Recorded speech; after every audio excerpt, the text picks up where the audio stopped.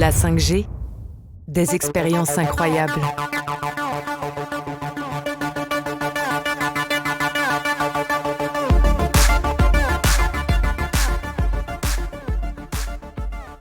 Eh bien, bienvenue Eric sur le garage de la 5G. Je suis heureux de vous accueillir, Eric Bessu, pour Calray, est une deep tech qui construit des solutions pour les data centers, mais aussi des processeurs pour les voitures autonomes, les drones et plein d'autres sujets. Et aussi, ce qui nous intéresse, c'est autour de la 5G, notamment avec des opérateurs. Alors peut-être avant de démarrer la conversation autour de la 5G, Eric, est-ce que vous pouvez nous parler du départ de Calray? D'où est venue l'idée? Comment s'est passée la création? Est-ce que vous avez rencontré des freins? Enfin voilà, je vous laisse la conversation et bienvenue Eric. Merci Christophe. Écoutez, volontiers. Donc, vous avez utilisé le terme de deep tech et c'est vrai que je pense que Calray, on est vraiment un très très bel exemple de la deep tech classique française. Alors, on est comme vous l'avez signalé, on est dans le monde du semi-conducteur, puisque Calray aujourd'hui on développe un nouveau type de processeur extrêmement performant pour tout ce qui est analyse des données. C'est un nom d'ailleurs, ça s'appelle les DPU. Voilà. Et en fait, l'histoire de Calray commence il y a maintenant plus d'une douzaine d'années en essaimage, ce qu'on appelle un essaimage, c'est-à-dire au départ, l'idée provient de travail d'un laboratoire très connu qui s'appelle le CEA. Deep Tech classique, on parle d'une technologie de rupture, d'une belle technologie qui est issue de laboratoire. Et l'idée au départ était très visionnaire, et c'est vraiment ce sur quoi Calray aujourd'hui est positionné, et est assez simple. En fait, c'était de voir que nos sociétés modernes génèrent de plus en plus de données. Donc ça, je pense qu'on en est tous conscients. Il y a un petit rapport qui dit qu'en gros, nos mondes modernes génèrent à peu près 10 fois plus de données chaque 2 ans. Donc ça vous montre à quel point on a cette croissance incroyable de la génération des données. Et ce que les gens connaissent moins, c'est que il y a aussi d'autres rapports qui disent que la plupart du temps, en gros 3 fois sur 4, ces données-là que l'on génère tous ensemble, il faut les analyser tout de suite. Et c'est de là que vient la vision de Calray. Je donne souvent un bon exemple, qui est un exemple qui est facile à comprendre, c'est l'exemple de la voiture autonome. Alors c'est quoi une voiture autonome? C'est une voiture quelque part classique qui est bardée de capteurs. Et ces capteurs, qu'est-ce qu'ils font? Ils filment la route.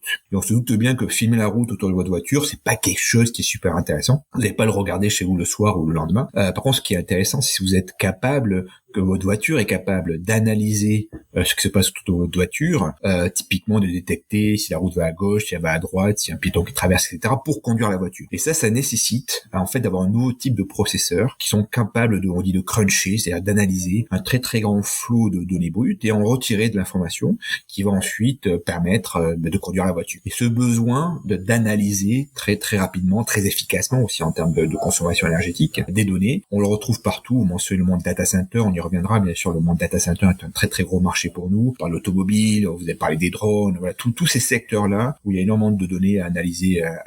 Donc Calray Deep Tech, issu de cette vision, une très très belle technologie, donc un nouveau type de processeur. Pourquoi un nouveau type de processeur? Parce que les processeurs jusqu'à présent, ils avaient été développés pour d'autres usages. Ils avaient été développés par des gens comme Intel par exemple pour être au cœur de vos portables, de vos PC. Ils avaient été développés dans les années 90 aussi pour être dans les mobiles. Mais jusqu'à présent, il n'y avait pas vraiment eu de processeur qui avait été pensé pour faire ça. Et donc le laboratoire du CEA a réfléchi à une nouvelle architecture complètement différente qu'on appelle mini-cœurs. C'est plein de ce qu'on appelle des petits cœurs dans un processeur qui permet d'analyser de manière très efficace, de faire tourner plein d'algorithmes, en particulier d'intelligence artificielle, en parallèle et d'analyser les informations. Alors ça, c'était il y a plus de 12 ans, comme je vous le disais. La société a depuis fait pas mal de choses. Et comme toutes les deep tech, on retrouve un petit peu les challenges classiques sur lesquels maintenant on est bien avancé. Le premier challenge, c'est que souvent vous avez une très belle technologie, mais vous savez pas trop quel produit en faire, comment on le vendre, comment le positionner. Et donc ça, c'était un gros travail de comprendre que ce besoin-là d'analyser des données, mais c'est en fait c'est vraiment sur les marchés que je viens de vous citer que c'était le plus évident. C'était un des premiers challenges de Calray. Le deuxième a bien sûr été de tout ce qu'on appelle l'industrialisation. Encore une fois, challenge classique d'une deep tech, comment on passe d'une idée à un produit qui est mature, qui est vendable. Et donc aujourd'hui, on a un produit complètement mature qui s'achète soit sous forme d'un processeur ou voire surtout des cartes d'accélération. On en reparlera tout à l'heure en particulier pour la 5G, c'est-à-dire des cartes qu'on met dans des serveurs. Et le troisième point, souvent deep tech, qui est aussi un gros facteur, un gros challenge, c'est le financement, bien sûr, puisqu'en tout, Calray, nous avons à peu près investi 180 millions d'euros dans notre R&D. Et donc ça demande bien sûr beaucoup de de financement.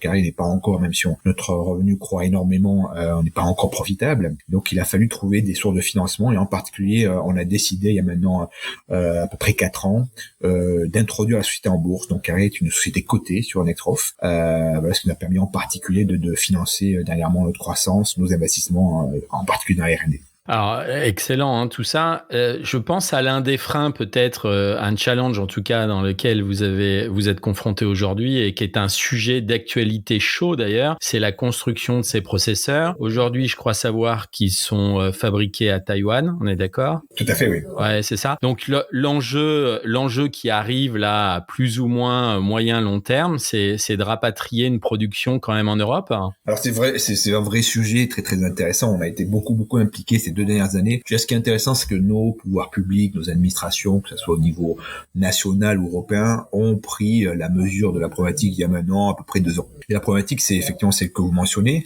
Des sociétés comme nous, la plupart des sociétés dans notre secteur, y compris les plus gros, que ce soit les Apple et Nvidia, nous n'avons pas d'usine. Hein. Comment on fait fabriquer en fait nos puces? En fait, il y a dans le monde quelques sociétés, très peu, en particulier une qui a la majeure partie du marché qui s'appelle TSMC, qui est basée à Taïwan. Et en fait, nous, notre métier, c'est de faire le plan de nos puces. Donc le plan, c'est en gros, c'est un plan qui va relier à peu près 4 milliards de transistors. Donc on va définir nous comment les fils connectent les différents transistors, et ces plans-là, ensuite, ils sont envoyés dans ces usines, qui sont d'autres gros acteurs qui ont investi énormément, plusieurs dizaines de milliards, dans leurs usines pour fabriquer nos puces. Et aujourd'hui, la problématique que l'on a, c'est que les puces de la performance de celle de Calray, il n'y a pas d'usine en Europe capable de faire ces puces. Et d'ailleurs, même si vous prenez votre téléphone portable ou votre PC, il n'y a pas aujourd'hui d'usine en Europe qui soit capable de faire ces puces avec ce niveau de performance. Les acteurs sont soit aux États-Unis, soit essentiellement à Taïwan ou en Corée. Voilà. Et donc en particulier avec TSMC. Donc il y a une grosse problématique politique autour de ça, donc sur laquelle nous on a bien sûr travaillé, on a donné nos idées auprès des différents organismes décideurs, et effectivement nous, notre recommandation a toujours été d'essayer d'attirer ces gros acteurs pour qu'ils investissent en Europe, qui créent des lignes en Europe. Pourquoi ? Parce que ce sont des process qui sont quand même très longs à mettre en place, donc on va pas repartir de zéro, et c'est des choses qui se mettent petit à petit en place. Donc ça, c'est pour la fabrication de la puce. Il se trouve qu'il y a un secteur qui est un petit peu plus facile à relocaliser, c'est la fabrication des cartes. Donc, vous savez, les cartes, ce sont c'est ce que l'on peut mettre dans un serveur qui en fait embarque la puce. Et donc, des fabricants de cartes, il y en a un petit peu plus en Europe. Et là, dernièrement, on vient de sélectionner un acteur français, alors que jusqu'à présent on utilisait un acteur taïwanais pour fabriquer nos cartes. Donc ça, c'est quelque chose qu'on peut plus facilement relocaliser. Ça a été fait tout dernièrement. Pour la fabrication de la puce, c'est quelque chose de beaucoup plus compliqué, beaucoup plus long, et qui dépend beaucoup moins de nous. Super. Donc, on va faire un point sur la 5G. Je sais que vous êtes sur des tas de projets et comme vous l'avez rappelé, Eric, notamment sur la voiture autonome avec des grands constructeurs, que ce soit français ou étrangers. Sur la 5G, il y a un consortium qui s'est créé parce que l'un des sujets de la 5G en Europe, c'est d'être autonome et de ne plus être dépendant de constructeurs tiers. Et donc, la plupart des constructeurs, enfin des grands, pas constructeurs, des grands opérateurs comme Orange, Vodafone, eh bien, travaillent à une solution, ce qu'on appelle Open RAN. Vous avez intégré un projet qui s'appelle 5G Opera. Alors, est-ce que vous pouvez nous en parler, Eric ? Oui, bien sûr. Et donc ça, c'est intéressant de comprendre un petit peu, on parlait de géopolitique, de comprendre un petit peu on va dire les raisons des différentes évolutions de l'industrie, et pourquoi du coup des sociétés comme Calray et les produits que l'on a sont extrêmement intéressants en particulier pour le marché à 5G. Donc vous avez évoqué effectivement, comme vous l'avez dit tout à l'heure, que un des marchés était par exemple l'automobile pour Calray, mais comme vous l'avez compris, comme je le disais tout à l'heure, avant l'automobile, qui est un marché qui bien sûr qui prend beaucoup de temps, vous déployez vos produits dans l'automobile, il y a d'autres marchés beaucoup plus, on va dire, court terme, que moi je qualifie de marché de carte d'accélération, c'est-à-dire c'est un marché où nous vendons des cartes qu'on met dans des serveurs pour accélérer les traitements difficiles, intensifs que doivent tourner l'application qui tourne dans les serveurs. Alors habituellement, on donne l'exemple de la carte graphique qui est bien connue. C'est quoi une carte graphique? C'est une carte que vous mettez dans votre PC pour analyser vos jeux, typiquement. Mais il se trouve que de manière plus générale, aujourd'hui, il y a un marché pour amener des cartes d'accélération dans les différents serveurs pour accélérer les fonctions les plus gourmandes ou les plus difficiles, les plus intensives en termes de calcul dans les différents serveurs. Alors pourquoi c'est intéressant pour la 5G et en quoi ça aussi, cette évolution de l'industrie s'inscrit dans un souci aussi là par les opérateurs d'avoir des solutions plus ouvertes. En fait, c'est assez simple. C'est un des je dirais les opérateurs aujourd'hui, en particulier dans le monde de la 5G, ont deux soucis principaux. Le premier, vous l'avez évoqué, c'est une souci d'ouverture, c'est-à-dire de pouvoir utiliser des solutions plus ouvertes, plus libres, de ne pas être aussi, on va dire, ce qu'on appelle loqué, c'est-à-dire contraint d'utiliser des solutions d'acteurs dont il y a peu d'acteurs dans le monde, en particulier des acteurs qui pourraient être typiquement asiatiques. Donc il y a cette volonté de souveraineté et d'ouverture, ça c'est un premier point. Et la deuxième volonté, c'est aussi bien sûr d'avoir des solutions les plus efficaces possibles et les moins chères possibles. Alors comment l'industrie réagit par rapport à ces challenges? C'est via des cartes d'accélération. Pourquoi?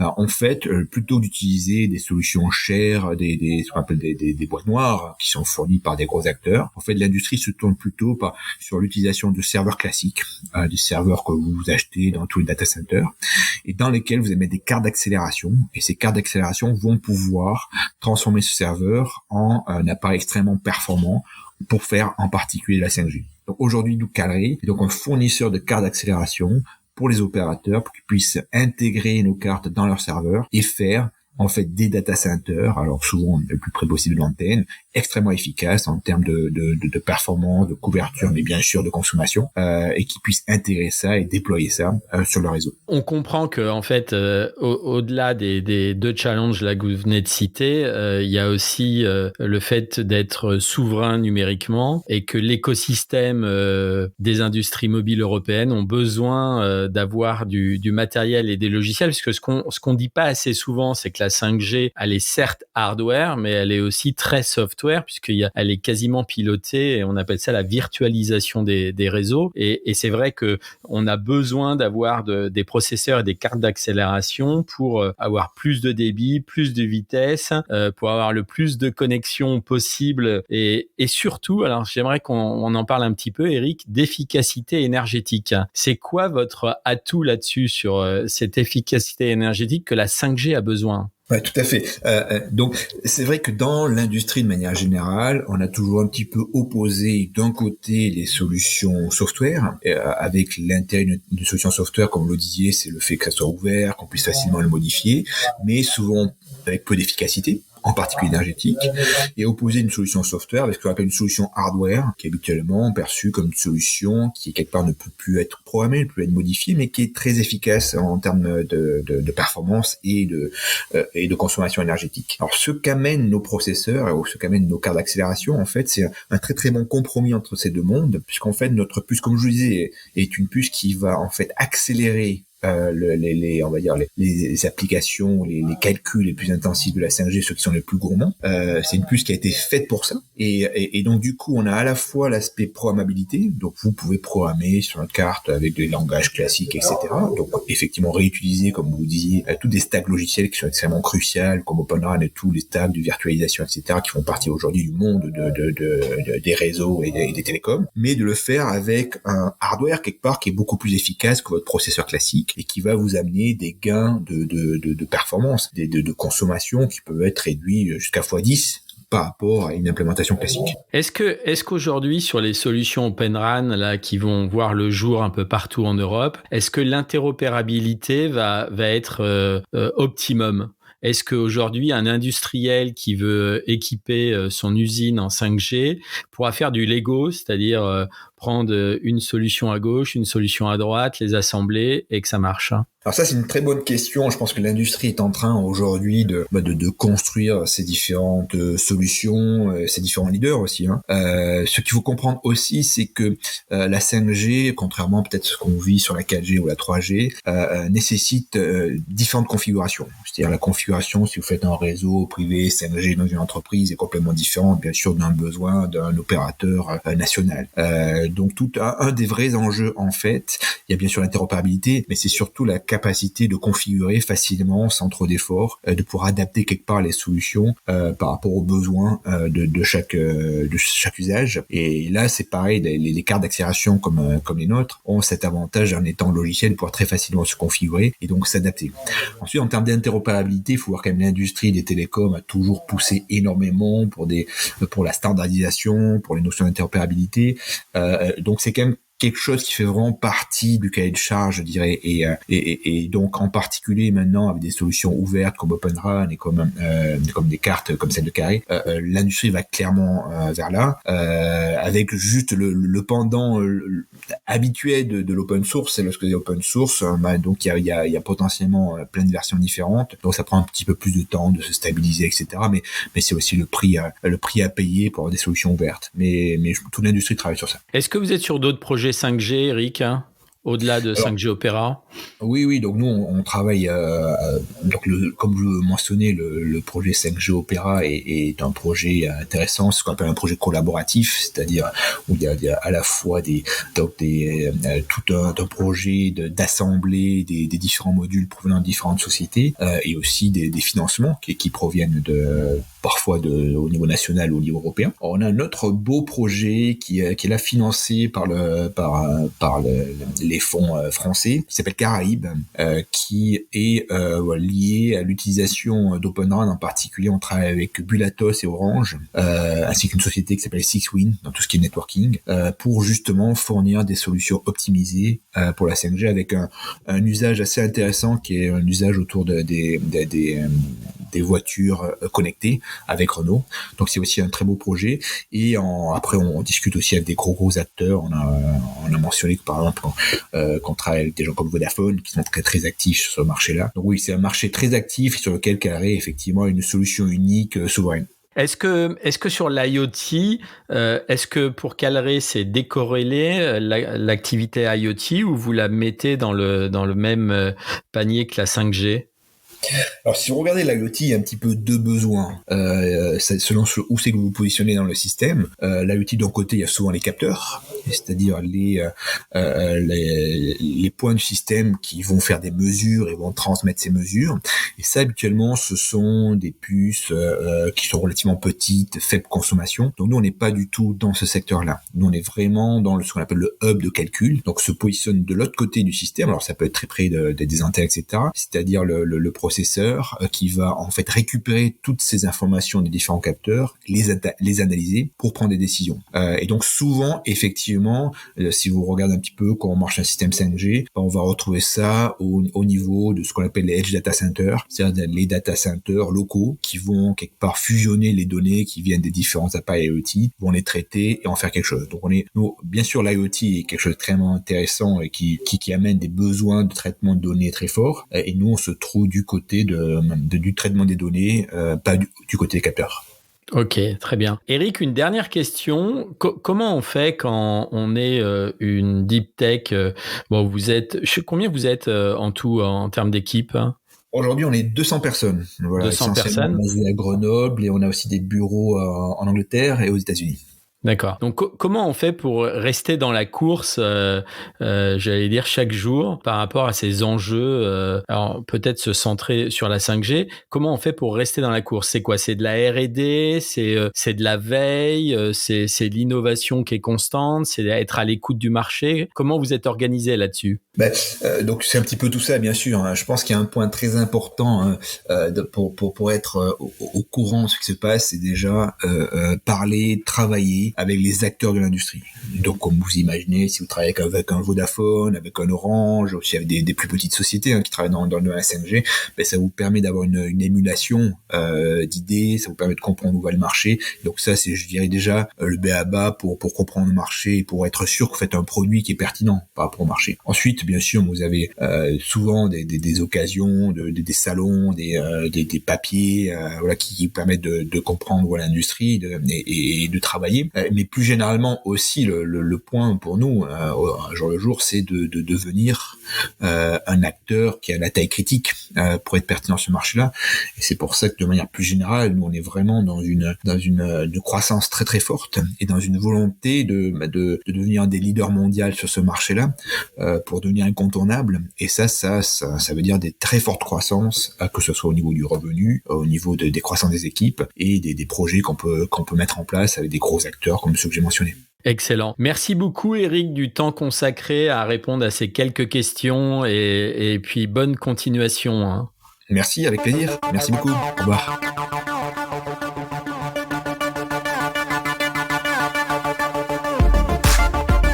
Les technologies 5G vont changer notre quotidien.